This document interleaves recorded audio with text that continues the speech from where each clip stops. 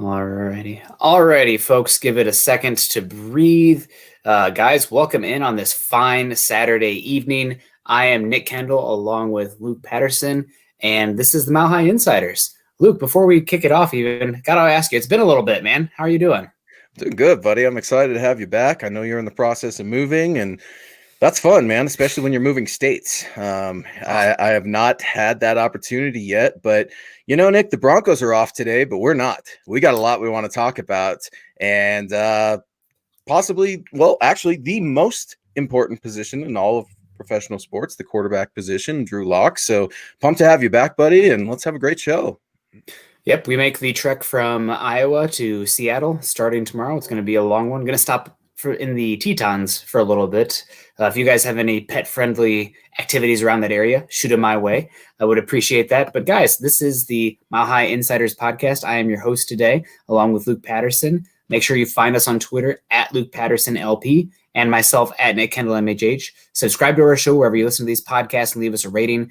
Really important for those YouTube listeners. Like, subscribe, and share. That way you get a notification when new episodes are coming. It's not just us. It's the Huddle Up podcast. It's Building the Broncos. It's the Dove Valley Deep Divers. So that helps us a heck of a lot. Also, make sure you check out our merch store. That helps a lot as well. Luke should be getting a hat in here soon. I'm waiting until I get the new address, so that'll be a little bit easier for me. Like Luke said before we started going here, one less thing to pack. A little bit triggered by that word, but I'm doing okay. And guys, make sure you're following us at Mile High Huddle as well. The season's right around the corner, and if you do that, you're not going to miss any of our great content over there. And Mile High Huddle is an affiliate of Sports Illustrated. So let's kick this off.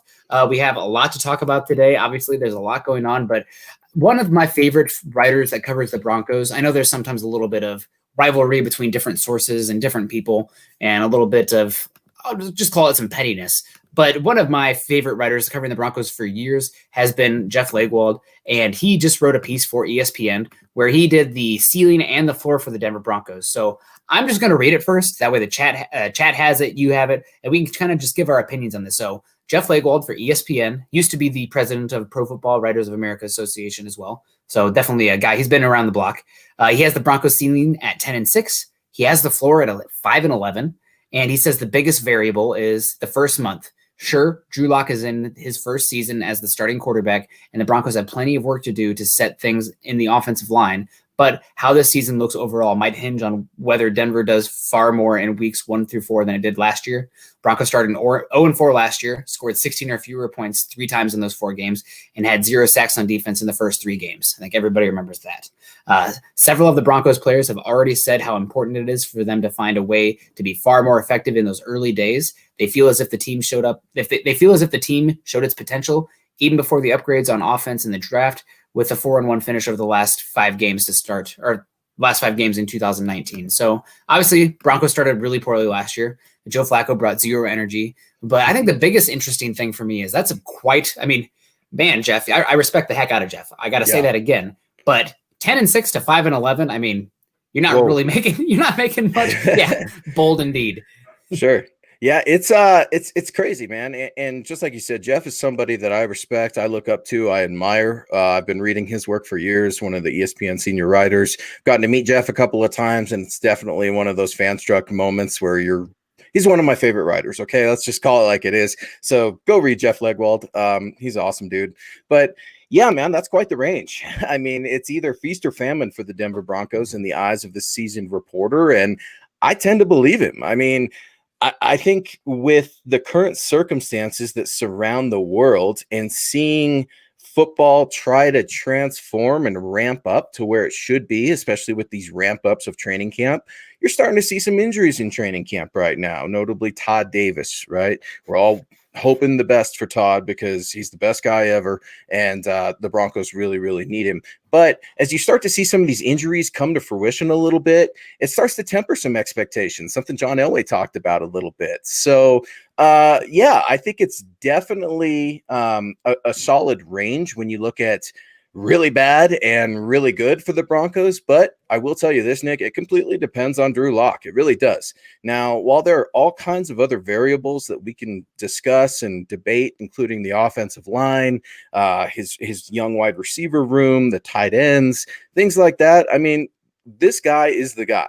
And I'm kind of over the fact of calling him a kid at this point, because you're the man. I understand you've only played a handful of games, but you're supposed to take this next step. So I'm looking for a lot of maturity out of Drew Lock. I'm already starting to hear some things that I really like from training camp regarding his leadership qualities, how he goes about his day to day. But it definitely rests on the shoulders of Denver's hopefully franchise quarterback, Drew Lock. Yeah, absolutely. I want to talk about that. But first, guys, the chat, we got to say hello. Ernie Mays, almost always one of the first guys coming in here. Denver up, Broncos, Ernie? greatest pods, greatest fans, greatest everything. Love you, Ernie. Always good to see you in here. Always one of the first in there. He's waiting for us. I love it. Stuart McNair, he's talking about Drew Lock's numbers here. Good to see you, Stu. Ooh, Stu. That's a pretty good indication. Stu gave me goosebumps right there with that one, man. I like it. Stu. Toy Mafia's here. Good to see you. We got Chase Wellner, Buwana always in the chat here. We got Peter Middleton. Hi, y'all. How you doing, Peter? And he's smiling at Buwana. Always good to see. Holden Adams. Holden, how you doing? What's up, Broncos country? That is a sick graphic there, dude. Noah Fant. He's one of the most aesthetically pleasing players on the Broncos. Like the number 87 and just how big he is. I mean, how jacked he is too right now. Oh, Noah Fant better have a big year. Oh, I'm going to bust Buwana's balls all the time if he's really good. We got Madungus coming in here. Andy Rock Lovato. James Campbell's in the house. ZW Designs. Robert Skinner. Hello, Yog. Stephen Baumgartner. Good to see you. So a lot of the Steve-O. David Schlosser. We got a lot of folks with us here on Saturday night that want to talk about the quarterback, man. Imagine that. The most important position in all of sports, Drew Lock. Well, he's got that job, Nick. So I'm pumped to see all of you guys on with us tonight, man. Gives me goosebumps talking about that. Having Nick back, I'm pumped. John on the ones and twos. So thank you guys so much for joining us. And be sure to hit that like button. Go give us a quick review, too, over on Spotify, Apple, wherever you get your podcasts. And let us know what you think so we can keep giving you lots of great work. I also want to give a quick shout out. Look at this fly background we got going right now with the SI Mile High Huddle. I got to give a shout out to my boy Adam Fry, who designed not only the MHI logo, but is doing a little bit of work for us right now too. So huge shout out to Adam. Things are looking dope, man. I love it. And Kevin giving me a hard time busting my balls about Chad busting my balls about saying busting balls. So that's enough ball busting conversation there. Well, we'll see if he's. I mean, I think they said busting balls in the Bible. I think that was Leviticus. Something. No, that's just blasphemous now. I'll back off from that one. Well, it's a football podcast, and balls at camp are there more or less. But yeah, we got to get away from this before I get in trouble too. But yeah, no, Drew Lock. I think that is the reason that this variance is so high. And while we're giving Jeff kind of a hard time that it's a wide range here, I mean, gosh, 5-11, that's a 6-win or a 6-game swing. But it's just because Drew Lock is such an unknown. I know that everybody's riding high. I mean, Drew Lock says everything right and he acts the right way. I mean, when you hear him talk, he just sounds like a franchise guy.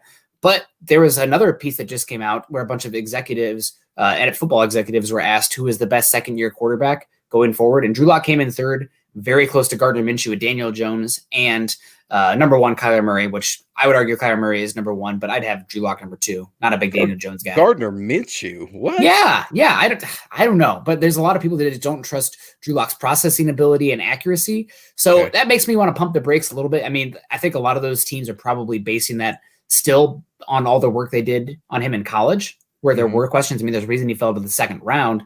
But I think that unknown is the reason you see this big air bar. That said, I think the air bar, I gave him a hard time, but if Drew Lock is as good as I think he can be this season and the team around him, I mean, the Broncos have a top 10 defense, I say, even as it is. Unless there's 2 catastrophic injuries, then I think the Broncos are going to have a top 10 defense.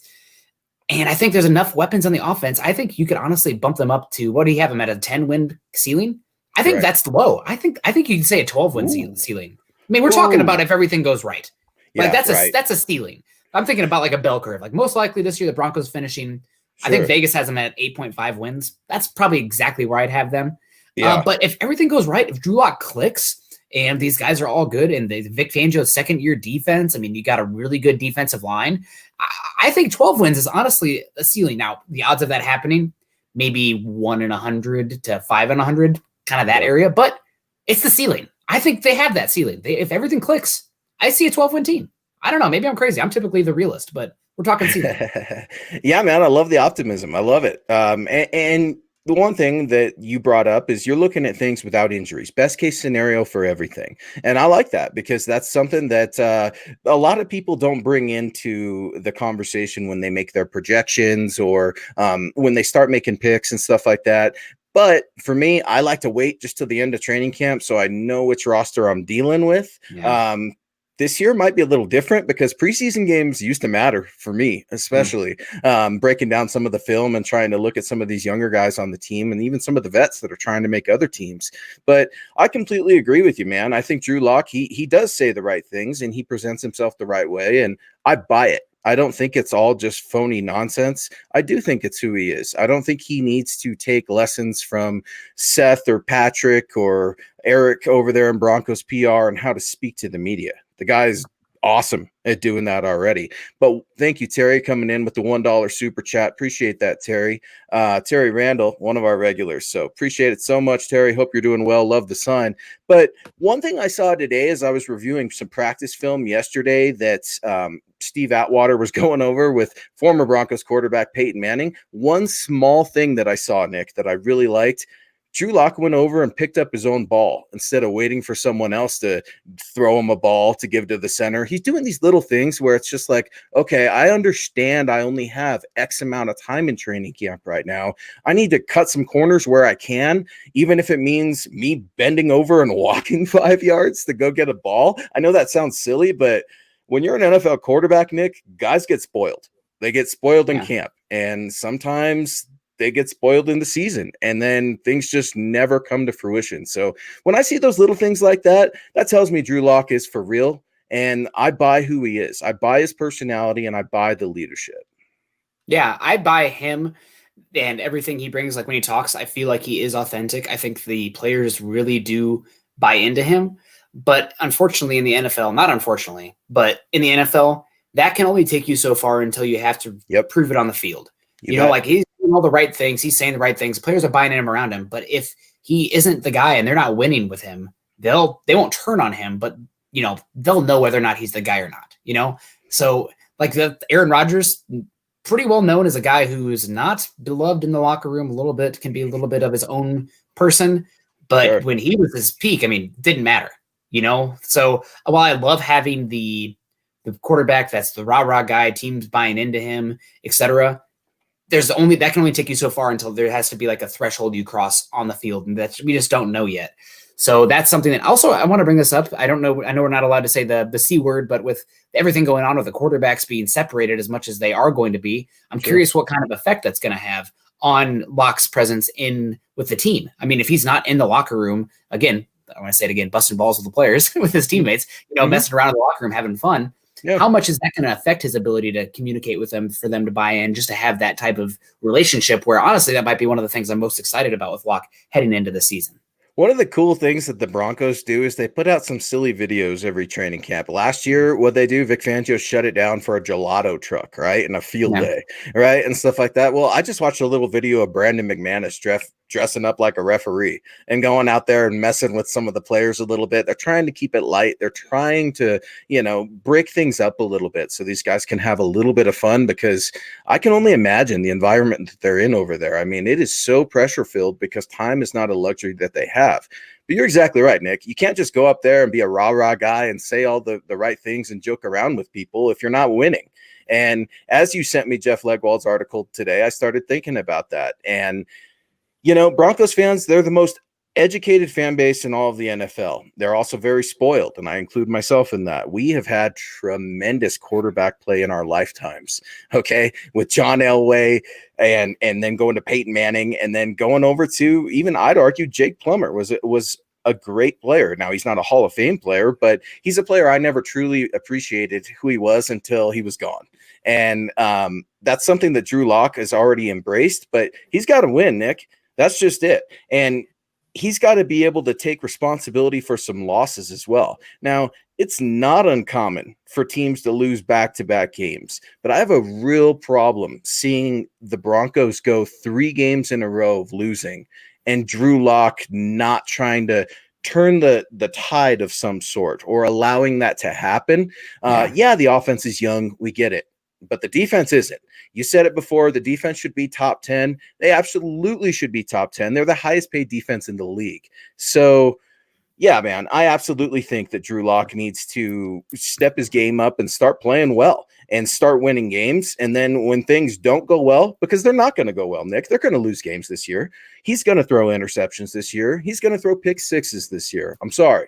All right. For the biggest Drew Lock fans in the world, Drew is going to have struggles this year. And you know what? That's okay, because no quarterback has ever gone without struggles and had an NFL career with success. So you just got to embrace some of those struggles that are coming, some of those growing pains, and they're coming for Drew, and they're even happening in training camp right now. I mean, you hear some of the interceptions and stuff like that, and it doesn't bother me. It really doesn't. I would rather he throw those interceptions in camp. But yeah, man, you got to temper expectations a little bit. I hear you, John. But on the other hand, dude, Drew, everyone says you're the real deal, man. It's time to win. Yeah, and I don't want to say this name too often because who knows what kind of riffraff we will find in the thank you, Terry, that Terry we will find Randall in the comment section. Beer Fund, use the force, Luke, cool hand. Luke, $5 super chat. Terry Randall, I appreciate you so much. Nick is getting ready to make someone mad. Nick, let me hear it. The comment that I was going to make is that, you know, you can have all the intangibles in the world, but the name that comes to mind if you just don't have it on the field, it's Tim Tebow. Just some of the throws and running a passing offense in today's NFL, some people will live and die by that. They could have run a antiquated offense with Tim Tebow, a little bit more of that power option running. But again, all the charisma, all the intangibles, the leadership, the work ethic, blah, blah, blah. But if you don't have it, you don't have it. So that's just, we'll wait and see in that regard. Manny Weiss coming in here. Good luck with the job search, Nick. Thank you, Manny. That is with, again, the C word going on, as well as everybody in Seattle is like on vacation right now. It's really annoying because they have like, it's rainy most of the season. And then July, August, September, that's when it's like beautiful, clear, not rainy. Everybody takes their vacation. So like all places are like shut down and bogged down. And so it's just like, somebody give me some money. I can do stuff. Just give me some money. So we honestly, thank you, Manny, very much for the donation. It's good to see you, Manny. I know we haven't seen you in a little bit, man. So I appreciate you riding with us here on a Saturday night at 6 p.m. on the Mile High Insiders. And be sure to check out all of our podcasts. Now's a good time to plug those guys too, because Nick's on another podcast with Karl Doomer on building the Broncos. We've got the Dove Valley Deep Divers. I always screw that one up. That's the biggest tongue tire in the world with Eric Trickle and Lance Sanderson. Then you got the big boys with Chad Jensen and Zach Kelberman killing it on the Huddle Up. So be sure to go check out all our podcasts and give us a rating, and appreciate the donation. But yeah, man, you're exactly right. Tebow, I could not stand when the Broncos were playing Tebow. It just didn't make sense to me. It felt like let's just call it what it was. It was a college offense in the NFL. And it sort of worked, I guess. I mean, it ultimately got him Peyton Manning, but yeah, man, he's got the ability. Drew Lock has the ability. Does he need to clean up his footwork? Yes, he needs to clean up his footwork. Does he not need to throw off the back foot? Yes. You know, all these things he needs to fix and develop, but the guy can throw a ball and Tim Tebow couldn't at all. So I'm definitely feeling good about that. Yeah, I definitely agree with you. And we got an interesting one to hear from Talking Ball. New to podcasting, was wondering if you had any advice for growing my channel. Love the vids, by the way. Love your channel. Thank you very much. It's always good to see. People who are in the industry reaching out to us, because it means that we must be doing something right if they're asking us. I think the biggest thing I can give you as far as your advice is make sure you're doing stuff that you want to do. Otherwise, it just doesn't come off authentic. Like when I came to Chad originally, like, Chad, I really want to do a Broncos draft podcast. He's like, are people going to listen to that? It's like, Chad, I understand that we're doing it for the listeners, but when I was doing it then, I was like, nobody could listen. This is what I'm passionate about. I want to do it. Yeah. And it just grew from there. And because I was so passionate about it, and that was like my thing, or I guess Karl and my thing, it grew. And I mean, it was obviously a passion project. This is what it was. So make sure you're doing stuff that you want to do that's authentic, and just be yourself. I think those are the biggest things. You want to be fair, and there's obviously different niches you can occupy, because like what we do is very different than, say, what Brandon Perna does as far as the type of entertainment, the information that you get. Sure. But you want to be yourself. You want to find your niche, and just if you do good work, people will come and follow and listen. So you'll be noticed eventually. Chad just found me. I was writing on Facebook, just giving Eric Trickle actually a hard time about one of his drafts. Like, I don't agree with this take, blah, blah, blah. And Chad's like, hey, do you write for anybody? I was like, no, I'm just doing this for fun. Nice. And he's like, do you want to write for me? Yeah, sure, I'll do that. So just be yourself. That's great advice, Nick. And that's a great question. I really appreciate that question. I've heard that question before too. And the biggest piece of advice I could give to you is take advice. So many times people ask me and even my mentors that I'm learning from, how do I do this? How do I do what you do? And they tell them it's real simple. There's no formula, reps. It's all about reps. Nick, you know this. Anything from writing to podcasting to anything we do in this life, it's all about just doing it over and over. And yeah, you're going to have a little bit of nerves when you come onto the camera the first time, but you know what? You're in your home environment. You're talking about something you want to talk about. So when you ask for help and people tell you what to do, go do it, because they know, and that will show them that you're listening to them, and they will continue to start offering you advice without you asking. So I'd encourage anybody to, chase their dream. And if you want a podcast, start a podcast. Yes. There are a lot of podcasts out there, but, hopefully that'll be. And Stu, we see you in the comments here.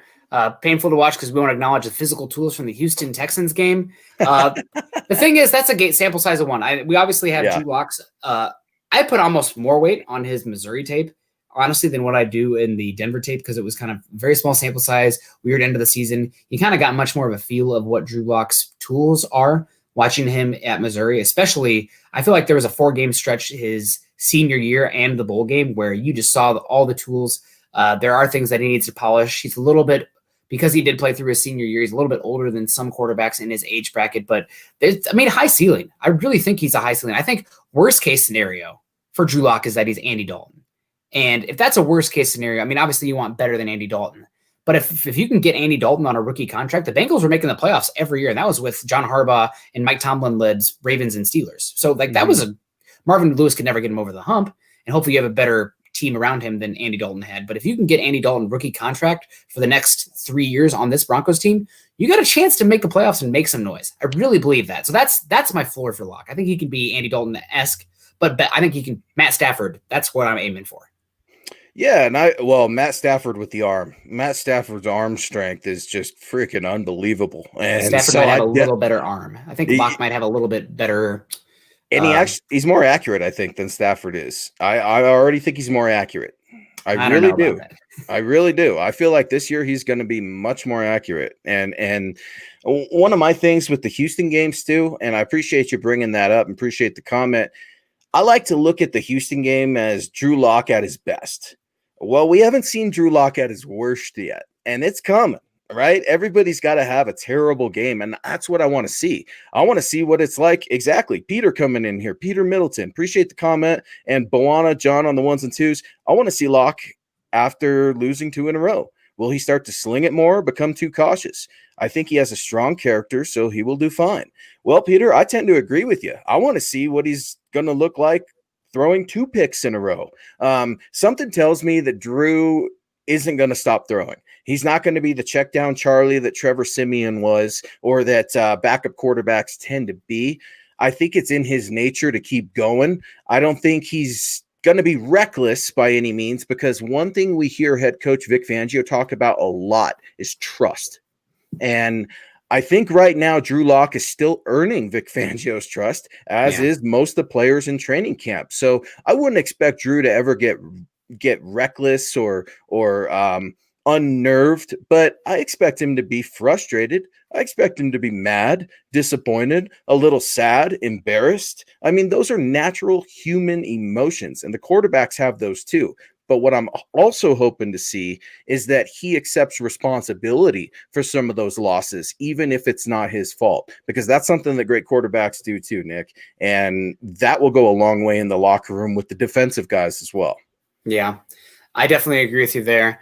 We got Madungas coming and giving me a hard time. Nick, you should have just compared Tebow to Iowa. They just don't have it. Going into being an Iowa fan, if you're expecting national champions, it's not happening. But the Big Ten is within reach. Although Ohio State's really freaking good. So Yeah, I know. I can't wait to have a podcast for us to talk about tight ends. Maybe we'll do that when you're back, man, because I want to have a spirited debate with some tight ends for the Broncos right now. But right now we're talking quarterbacks, man. And I thought you were talking draft tight ends. I was like, why do we want to do that? So no, I want to where talk my head's always at. Broncos tight ends, man. I think we could have a great debate, and I know John's probably already looking in the back right now, like, yeah, that'd be a good show. But no, man, I'm glad everybody in Iowa. I hope everybody in Iowa is doing well. Pabby was one of our folks over there as well, one of our big listeners. So thoughts and prayers for Iowa. We got to take care of each other, and even if that's sending positive vibes to them and breaking up some of the really serious nature of some of the things you went through. I appreciate that, Mundungus, because you're able to bring a little levity to it and try to, get a smirk out of somebody and try to make them laugh. So definitely want to reach our thoughts and prayers out to all of our Broncos country fans in Iowa. And not to just pile on 2020, but everybody listening in California with the fires going on, fire tornadoes, what the heck is that? And Colorado too. Yeah, Colorado too. We're burning down right now, man. It's really tough, man. The other night I had to look out. I live in the mountains, and the other night I looked out, and our whole sky is full of smoke. I mean, it's nothing we smell right now but smoke. So you're exactly right, Nick. We got to keep everybody in our thoughts and prayers. And then the Gulf has 2 hurricanes that are supposed to hit at the same time. Like I'm ready for the aliens. Like just skip ahead. It's gonna happen. Or a super volcano in Yellowstone. Like I don't know. But back to football here. Obviously, Jeff Legwold's 5-11, 10-6. I guess let's bring it back to that. Mm-hmm. What happens to get to the 5-11? Let's say that 5-11 comes to fruition. What are the main 3, 4, 5 things that happen to make the Broncos be that bad this season? Because 5-11 is hard to see for me. Assuming Drew Lock doesn't get hurt, because this is the whole point of the article that Leggy wrote. Yeah. So assuming Drew Lock doesn't get hurt and they go 5-11, one thing I'm immediately thinking about right now is, and we're talking about the offense only. I'm not talking about Von Miller getting hurt or Bradley Chubb or the corners or anything. The biggest thing for me when I hear that is we've got problems with our running backs. Don't know if they're fighting, if there's drama with Philip Lindsay and Melvin Gordon, if Philip Lindsay's upset he's not getting used as much as he should, if Melvin Gordon feels like he's getting slighted. Maybe there's a problem between those two and there's not chemistry. Also start thinking about the offensive line. Do we have injuries on the offensive line? I mean, because right now the Broncos are trying to figure it out. They're building from the inside out. They've got their guards. They're looking for their center still, I guess. I don't know why we're wasting time. They're fermenting their center. There we go. I like it. They're fermenting it. Yeah. Well, to quote Troy Rank and all his great metaphors, they need to microwave his development for Lloyd Cushenberry. But no, if I think 5-11, man, I think something is just seriously wrong with the offense. I mean, I look at Pat Shurmur. Are you not utilizing guys the right way? You were brought in here to help Drew and Noah and Cortland and your running backs. And I don't know, man, it makes me sick to even talk about 5-11. It just tells me that the wheels have completely come off. And I hate to say it. Maybe you need to look for a new head coach. I mean, probably Vic Fangio. Yeah, Vic Fangio. I like Vic. I really do. I think Drew is going to do well going against Vic Fangio's defense, something Peyton Manning talked about yesterday, saying, look, Drew's going to be prepared because he's going against Vic's D every day. And yeah, we get it. Sometimes he's going against the 2nd and 3s also. But I don't know. Head coach Vic Fangio, he's definitely respected for what he can do on the defense, but it seems to me like he handpicked Pat Shurmur. So in essence, wouldn't this ultimately be on Vic Fangio? I think it would. I think if the team went 5-11 this year, I'm guessing you'd have some of those, we'll call them whispers about some people a little bit with Vic Fangio rubbing them the wrong way. His old style, those would probably be getting a little bit louder. So we'll see. I mean, obviously things are great when you're winning. I'm curious to see what happens with Bill Belichick this year. If the Patriots are bad, if people are going to really, especially those new age players, going to turn on him.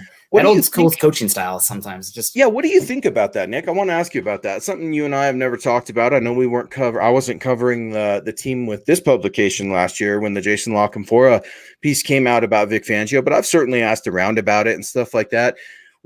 How much weight do you put into, the old school coaching styles, kind of grouchy, not a player's coach of Vic Fangio? And how would a young, popular quarterback like Drew Lock respond to that? Well, I think Drew Lock's still going to put his head down and just work. Yeah, and he's going to rally around his guys and support them. I mean, every single chance that Drew Lock has to talk or say something, he says and does the right thing. So Yeah. I'm not worried about that at all, especially in the PR sense. But as far as the rumors about Vic Fangio, I do think there were probably a little bit some of the people who had been there for a while and have since continued to talk. And I just won't dance around it. I mean, Emmanuel Sanders of the world, Chris Harris Jr.'s of the world. Some people were not really happy with the way things were going last season to start the year. Rightfully so. It was a pretty ugly season start last year. But I think those are the main ones that were really talking loud, hidden at that point. There's probably some still on the team, some detractors. But that said, winning cures all. So if you have a fun going coach and, hey, everything's great and you're getting the tar beat out of you, at least, it's like, oh, at least I'm having fun and he's not grinding me down. But if you're getting beat up and then the coach is on your rear end as well, really not fun. So I don't have an issue with him being tough in that regard, but I can see why it would bother some players. But again, if they win, probably doesn't matter that much. Yeah, I completely agree. And you said it, that Drew doesn't need Vic's ultimate praise to go to work. I mean, after Drew Lock's first win, when we were all super pumped after, the touchdown throw to Cortland Sutton, the one-handed catch, everything like that, Vic Fangio came out and stopped all of our optimism and said, I'm not ready to throw him in Canton just yet.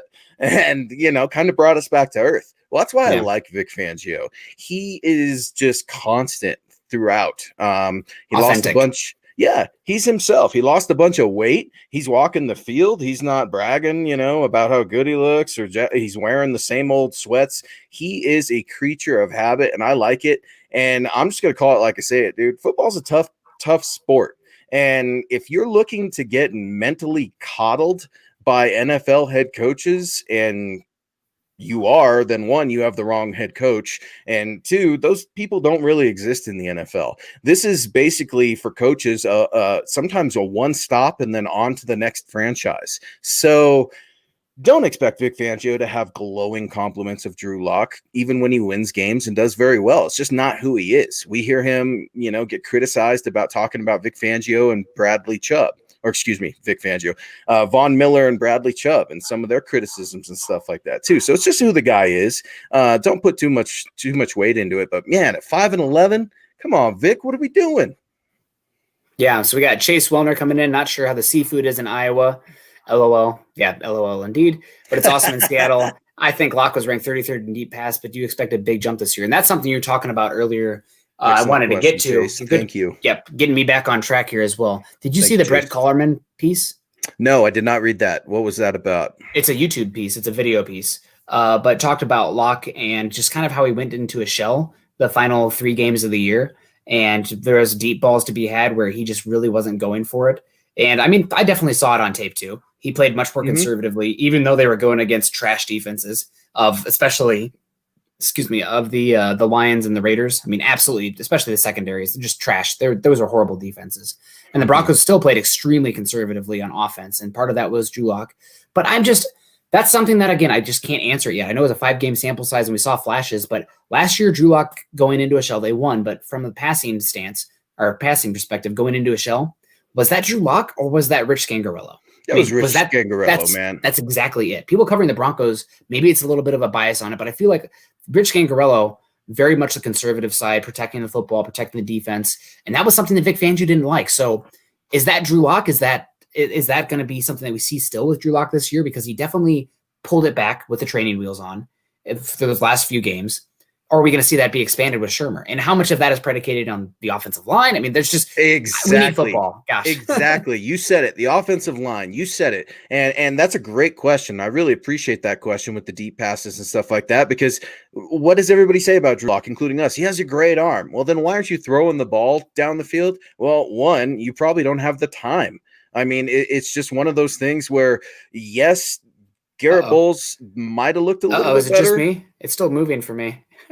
Are you there? Okay. We might be having a couple technical difficulties, but I'm good right now. I'm back. Okay, there he is. Just like VJ. We're back. So one of those things for me, man, I mean, Drew Lock, he camouflaged Garrett Bowles' weaknesses a little bit by getting rid of the ball as quick as he could. Now that you have a more deep threat, actually 2 more deep threats with Jerry Jeudy and KJ Hamler, yeah, definitely expect Lock to be going deep, man. Yeah. I definitely agree. Let's get some of these super chats here before we lose them. We got Mundungus Mundungus. coming in again. Sounds like everyone in Iowa is doing better, except the internet still dropping a little bit. You're here in Iowa. Mundungus, you're killing it, brother. I love it. Any of their sports teams. Yep, that's Cedar Rapids. A lot of Cedar Rapids is still missing power, so gotta watch out for that one. Them. Yeah, I mean, I know people. It's been almost 2 weeks now, and they still don't have power. Nick did the coolest thing ever. A little peek behind the curtains when he lost power. Nick went camping. So I just thought that was a brilliant move, dude. I mean, you already don't have power anyway. You're kind of camping in the city. At that point, you might as well go do a little fishing, bring the dog, your wife, and try to make the best of it, man. So, I definitely thought that was a cool idea, dude. You got to make the best of bad situations. Something the Broncos are trying to do right now. So we just got done talking about Vic Fangio and whether or not how Drew Lock responds to Coach Fangio's coaching. Well, the Broncos were pretty banged up, right? So they were supposed to have a 2.5-hour practice yesterday. Instead, they got the work done in 2 hours. Coach wanted them off that last 30 minutes. So he is trying to temper some of the injuries / fatigue, frustrations, what have you, even the good days too. You don't want players getting too high on themselves either. So he's trying to balance that, something I really, really like. I think that's good for a young quarterback like Drew Lock. And not to go completely backwards, but when you look at that Jason Lockenfora piece about Vic Fangio being a grouch, look at some of the offensive coaches that aren't here anymore. Lassie Bark. That's all I'm going to say. And Nick, you hit it on the head. All players that aren't here anymore either. So definitely hearing and expecting good things from Pat Shurmur and Drew Lock, but they got to put in the work. And ultimately, we're going to know whether or not that work was put in Monday night against the Tennessee Titans. Yeah, and looks like also happy birthday to Coach Fangio. Yeah. I don't know if that's today or tomorrow. It is James, today. I believe you're over the pond, but okay. Well, James, thank you for catching that for us. And we got Duke coming in. Duke, good to see you. It's still just training camp, no preseason, no this, no that. It's going to be a tough year. You could just leave it at that, honestly, but chalk it up to the no word. Yeah, 2020, man. It's just thank you, Duke. I love it, brother. What a crazy time to be alive. Yeah, we got Pabby coming in. Also, Pabby, haven't talked to you for a bit. I hope you're okay from that derecho. I know that Des Moines was hit pretty hard as well. Not like Cedar Rapids, but hit pretty darn hard. So let us know in the comment section if you are doing okay there. And James, move starts tomorrow at 6 a.m. So thoughts and prayers. No rest for the wicked ever. Duke, just like you said, man, we get it. There's no preseason. Training camp sucks right now. Things are crazy. We completely get that. But you know what? Like I'm tired of talking about all that. Yes, we have to bring it up because there are things that affect what we're going to see on the field and eventually the product on the field. But you know what I've been seeing, these guys are working and they're working hard. I haven't heard about anybody taking, snaps off, being lazy. You haven't heard about any fights yet. I'm always really curious when the fights are going to happen because that tells me that guys are getting really tired of each other. And, I'm not looking for guys to start swinging fists or anything like that, but you hear the defensive backs chirping the receivers and stuff like that. And part of me likes to think that quarterback Drew Lock is chirping the defenders a little bit. This is a kid that likes to inspire people. And what better way to inspire an undrafted running back like Bellamy, who got some reps with the ones yesterday a little bit, than chirping at the defense and being like, hey, man, we got this. There's a bunch of old men over there on defense. We got this. We're the young guys. I like that aspect of Drew Lock's game. I like the swag that he brings to the game, something Peyton Manning picked up on. When Peyton Manning's picking up on Drew Lock's swag, that tells you he's authentic, something we talked about a little bit earlier in the show, and I like it, Nick. I really do. Yeah, and speaking about swag, guys, go to huddleuppod.com to get your swag on, as Chad likes to say. Luke will have the hat pretty soon. He's just waiting for it in the mail. But if you go there right now, guys, you will see that the Mile High Insiders merchandise is in, and the logo is pretty damn sick. Honestly, it's hot. It's the best. It's the best one ever. I'm just going to say it right now. I know you have another show, and so you're not contractually obligated to say that. So I'll say it for you. It's the best one ever. We got the hat out, the shirt out. Nick's exactly right. But go check out Building the Broncos. Check out the Dove Valley Deep Divers. Did it again. Huddle Up Podcast. We got masks, coffee mugs, all kinds of great stuff. But yeah, go get some gear. I should be wearing gear by our next show, I'm hoping. I know the boss man's getting everything shipped out. So yeah, I've got a shirt coming, got a couple hats coming. Things are going to be good. I'm going to bug him about making some decals because I love decals. I'm a child. I want stickers. And yeah, so get swag on, y'all. Yeah, and also the biggest thing you can do for us, subscribe, like, and share. Get us out there on YouTube. That can help us continue to get you our podcast, not just this one, but all our content out to you guys. That can mean a lot to us. Very helpful. And as Duke was just saying, guys, I got to get out of here a little bit early, so probably another 10 minutes or so before we get moving, just because I got packing to do still. Before we get moving, literally, before he gets moving. Before we literally get moving. So appreciate you guys. And also appreciate you guys. August has been just a chaotic month for me personally and state of Iowa. So I've just not been as present. Appreciate you, Luke, and also Karl jumping in when I've needed somebody to come in and help as far as having a host on here or just anything. So really do appreciate that. It means a lot. Yeah, it's awesome, man. That's one of the coolest things about our crew. We're able to work with different people that we've never worked with. I've gotten to work with Lance, and most recently your partner Karl. Karl's a cool cat, man. I like that guy. Karl's a gang member. I'm just gonna say it right now. I love Karl. He's a goof, man. He's the sweetest guy. But yeah, we really do appreciate you guys very much. So I guess the ceiling now. We got to get out of here before that ready. Okay, there's a good one there. Will Hamler be able to start the season? Yeah, he should. You know what? I know that some of the KOA guys are reporting, before training camp started. Tim Patrick's going to be a starter. Great. Tim Patrick starting in training camp. I don't care. Who's going to be starting in the beginning of the year? I'm not so sure that Vic Fangio is going to just sign off the trust waivers and go ahead and throw the kid in. Depends on what he does in training camp. But even if he doesn't start, expect him to play a lot. KJ Hamler's going to be playing a ton. It doesn't matter if you start. It really doesn't. As long as you produce when you're on the field for me. So should he start? Yes. Will he? I don't know. That's a good question. We also have John coming in here now. Hey guys, Steve Atwater said Albert I is on his A-list. I think Albert O is on his A-list. Albert O? I mean, Vic Fangio kind of busted his hiney saying you got to be blocking a little bit better to see the field. Yep. Obviously, I mean, Fanta's still the guy. Oh yeah, good work on that article too. I clicked that one right away. Yeah, man. Thank you, buddy. I appreciate that. Yeah, I wrote about that on milehighhuddle.com. We've got tons of writers, folks, working through the wee hours. We've got Keith in Scotland putting out Broncos stuff while I'm sleeping. So yeah, go check out all our work over there. But yeah, Steve Atwater saying Albert O is on his A-list. Yeah, you bet. But you know what? Like, it's still a little confusing because I've been writing about Albert O and Noah Fant, trying to figure it out. I'm still scratching my head, man. But as it relates to Drew Lock, he should be pumped, man. He should be pumped. The guy's his best buddy. Jake Butt's looking great in training camp. So the tight end position is going to be huge this year in Pat Shurmur's offense. I expect Noah Fant to do even better than he did last year. That doesn't mean that Alberto can't have success just because Noah Fant's going to be balling out. Expect the young guy to do some special things as well for his best friend, Drew Lock. Yeah, I think it's going to be a really interesting discussion and to see which one of those guys can fill that fullback void. Obviously, it's being phased out in this offense. They traded Janovich. It's just not as featured in this offense. But do you need it? Yeah, do you need the fullback board or position at all? Because Andrew Beck's there, and I want to count him tight end because they're carrying 4, right, Nick? That's the plan, but that's the big thing. I mean, can any of those other guys play that H-back, fullback position? Who's going to block? Some talk of Albert O.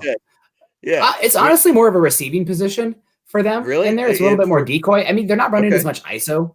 Yeah, I know there's not going to be a power eye and the spreado and stuff like that. Yeah. So you think of the fullback and you think I'm cracking their head in running, in between the A gaps. Yeah. But I don't think that's going to be as much of the situation. I mean, obviously you still have it there, but it's more about manipulating matchups, making sure that they have to put a linebacker or another guy in the box just to have somebody out there that's not as good in space. But that really, like, Fumagalli can play some H-back. Beck, we saw it last year playing H-back. Albert O can play H-back. Those are H-back, fullback kind of positions. So that's really going to be an interesting – it bums me out so much that I can't have preseason this year just to see where these guys are going to be utilized. No, but that's one that's really interesting, and you can't have the tight end discussion without talking about that. Yeah, and Alberto wasn't brought here for strictly the reason that he's Drew Lock's best friend. I mean, he profiles very similarly to Noah Fant. I know that's an odd thing because you're like, why do we need two Noah Fants when Noah Fant, I mean, he's got to block better too. I wrote about that last year also. I mean, they both need to block, but you know what? Let's just be real. Noah Fant doesn't have to block. He could get away with average blocking because his receiving ability is so great. But if you look at Alberto, you just can't have two tight ends that neither one of them are going to block. I mean, you got to get on it, Rook. And I expect the Rook to respond. And, you know, hopefully Drew's, his boys chirping him a little bit too, saying, hey, man, don't get our running backs killed. Yeah, and something I have a little bit of point in contention here, and I know I've been giving a little bit of hard time about the good job, John, getting that corrected in there. Thank you very much. Also, giving me a hard time, Mundungus. Heard that the Big Ten was postponed. The Hawkeyes cheered. Finally, they didn't have to show their mediocrity on TV. Oh. Well, I actually got to have a point with this one, Mundungus. Iowa was one of two programs that voted to not postpone the season. I'm not going to give my opinion on that either way, but Iowa and Nebraska were the only two that were trying to actually have the season continue in the fall. So nice try, but I got facts on my side. Nice. Yeah, Mundungus, I love it, man. Trying to give Nick some hell as he's moving. Good Lord. I need it. If I'm gonna give you some hell, I'm just gonna flat out say it. I don't know why you're trying to buy a Seattle Mariners hat and wear that around Seattle instead of that Broncos orange. I want to see Broncos orange. I can't stand the Seahawks. I've got so much beef with them from that Super Bowl still. I'm never gonna get over that. And you know, watching that was when my daughter was born, and I was thinking, here we go. You're on the year you're born. The Broncos are gonna win the Super Bowl. This is gonna be great.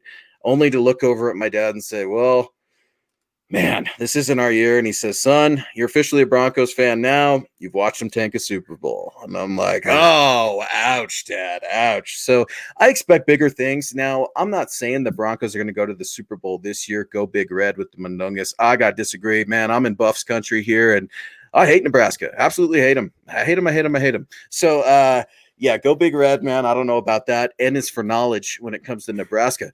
But, I don't know if I have Super Bowl expectations, Nick. I really don't. So middle of the road, I don't want to be the guy that's like, oh, they're going to go 8-8 because it's a safe pick. Get me a little further in training camp. I'm just, the last thing is we're wrapping up our show. I'm so irritated with Tim Patrick if he's taking reps away from Jerry Jeudy. I'm so irritated with Patrick Morris and Austin Schlottman, you know, taking reps away from Lloyd Cushenberry. And while I understand Cush needs to go ahead and, gosh, you Nebraska people are everywhere. While I understand Cush needs to get in there, and like you said, he's fermenting right now. What do you think about these reps, man? I mean, we were all really upset that Drew Lock took so much time to get into the game, and he was battling an injury and other things like that, and other quarterbacks and stuff like that. But what do you make of some of Drew Lock's rookies that are just kind of being brought in here and there? They're not really showing up in force. What do you think about that? Yeah, I mean, it doesn't really bother me that much. The only guy that if he wasn't getting starting reps right now that bothered me would be Jerry Jeudy, and that's not the case. Right. So, I mean, after the draft, I prefaced it, guys. I know we're really excited in the moment it happens and how these guys are going to fit, but you got to have a little bit of, I guess, depth to your expectations. Where especially the guys picked outside of the top 50, they're going to take time. So that's like with Cushenberry, with Ajim, with Ojemudia. Honestly, if none of them started this year, I think you hope Cushenberry would. But if Ajim and Ojemudia are much more depth pieces this year, and you're talking about them starting more 2021, 2022, that's probably more the plan of the third round pick. That's just how it goes, especially at back end of the third round. So it's kind of upsetting, I guess, in regards that you'd rather have those players step up right away. And obviously you have the hype with the draft, and that's all fun and good. I mean, I'll be the first to tell you that, but I know. We love it.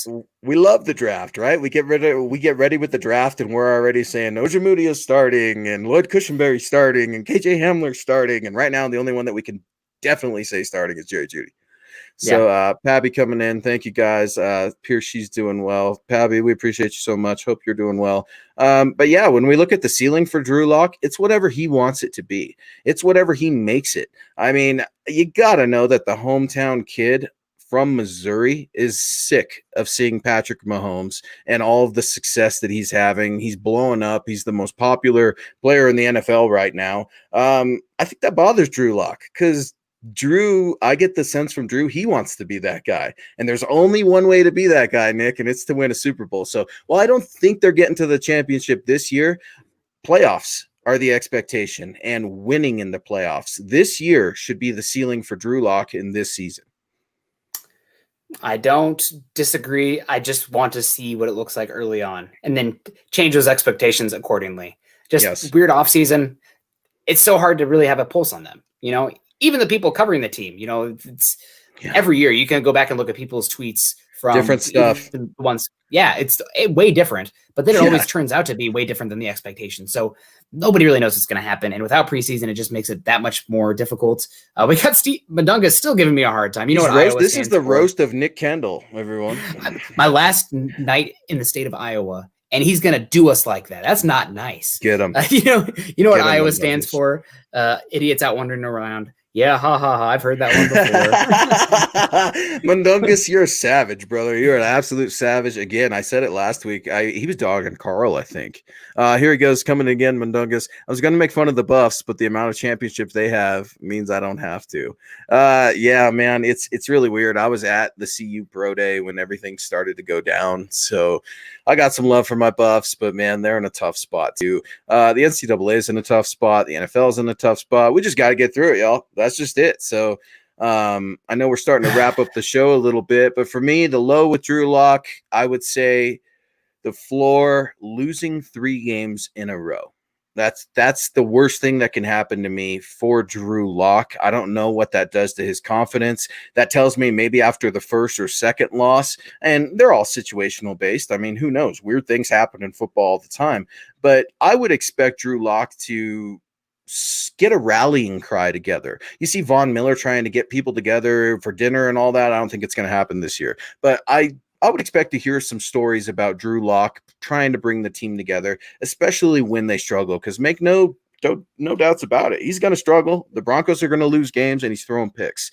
How does he respond to that? That's the biggest thing for me. I think the biggest low will be, let's say the offensive line never really is able to get it together. The wide receivers take a little bit of time to gel, and Drew Lock gets some sort of nagging injury. Knock on wood, everyone. But some sort of nagging injury where he can still play, but the quality goes down, like an ankle or something. And then he loses his mobility, and it just snowballs on him from there, and he starts to panic. He's tucking the ball in. He's not seeing guys get open, and that's just when it gets really ugly. So fingers crossed, but that's probably the low. The high, offensive line gels, offense is going well. Drew Lock takes care of the football, doesn't try to do too much, but makes the big plays when they're called for and lets the weapons just run, let those ponies run. And that's the way it goes. And just, don't do too much. He doesn't have to do too much. This isn't a roster like the Bengals, like last year. They're absolutely trash and Joe Burrow's coming in. He's got a good defense around him. He's got weapons. He's got obviously a good running back duo. I mean, there's things there for him to be successful. Don't overstep yourself, take it in stride and just be the guy, don't be yourself. Yeah, like you said, sometimes you like to watch his college tape because he is who he was in college. I mean, there's no mistake in it. It's very consistent, the mistakes that he's making in the NFL. It's very consistent, the successes that he's making in the NFL with his college film and stuff like that too. So Nick Smoka Fund coming in from James. I'm Campbell's, a latte guy. As we start to wrap things up here. Yeah, man, I loved the piece. I love the energy for Drew Lock. Gary Smith coming in. My knee surgery was a success, and I'm in recovery mode. Thank y'all for the great wishes. It means a lot. Gary, I'm glad you're feeling better. Continue to take care of yourself, and thank you for tuning in. One last thing for me, man. If Drew Lock can get in, quote, the GB zone, end quote, maybe we'll be doing all right, man. I don't know. I don't want to rip up the Garrett Bulls audio and stuff like that too much, but if he could go into the GB zone, then he'll be good to go. And he doesn't have Hall of Fame quarterbacks coming in like Garrett Bulls was talking about with left tackles. So I think he'll be good, man. Yeah, and Kevin, this is my parents' bookcase, so that won't be going with me. But I appreciate it. Kevin coming in. Y'all are roasting on Nick. I love it. Go ahead and keep it coming because he deserves it. He's an ornery soul. And then we got Jason coming in. Iowa sucks, and I live in Des Moines. You won't miss the humidity, Nick. No, but you know what? We're all planning and hoping and counting on Nick to go out and represent Broncos country the best way I know he can in Seattle because I hate those dirty birds so much. I hate them. So I'm pumped for you to get out there. I'm pumped for you to start throwing some Broncos gear around the city. And yeah, man, we gotta flood that city with orange. We need to flood the whole country with orange. Yeah, and if you guys know any Broncos bars in Seattle, hit me up on Twitter. But that's going to do it for us today, guys. You can find Luke on Twitter at Luke Patterson and myself at Nick Kendell MHH. Make sure you're going over to milehighhuddle.com as well. Find our latest articles. Mile High Huddle is an affiliate of Sports Illustrated. Go to iTunes and leave us a 5-star rating and a comment, as your support can help us continue to bring you our Denver Bronco deep dives. Very important, guys. If you like our content here, like, subscribe, and share on YouTube. Leave us a like on Facebook. Those are the best ways to help our content reach more viewers, more people, and just help us continue to bring you these shows. You can follow the Mile High Insiders podcast and all our other great audio content by subscribing to the Huddle Up podcast wherever you listen to these shows. You can follow us on Twitter at Mile High Huddle and at MHI_football pod. For Luke, I'm Nick, wrapping up another episode of the Mile High Insiders. Folks, I'm going to be gone again next week. August has been the craziest month, honestly, of my life. But thank you so much for letting us join you today. We appreciate the heck out of y'all. Luke, you got anything for our listeners before we get out of here? I will be rolling with y'all. I have yet to decide who I want to bring on. Got some talent all over this roster, so I'm feeling like a very powerful soul right now. But yeah, I'll be coming on Saturday. Nick's going to be coming back, folks. Just hang in there. Y'all can roast him as soon as he's settled and gets his new bookshelf set up. But no, this was a great topic, man. You sent it to us earlier, me and John, and was really pumped to start talking about Drew Lock because he's the man. And now the man needs to go win games. So for Nick Kendell, I'm Luke Patterson saying always believe in that Mile High magic.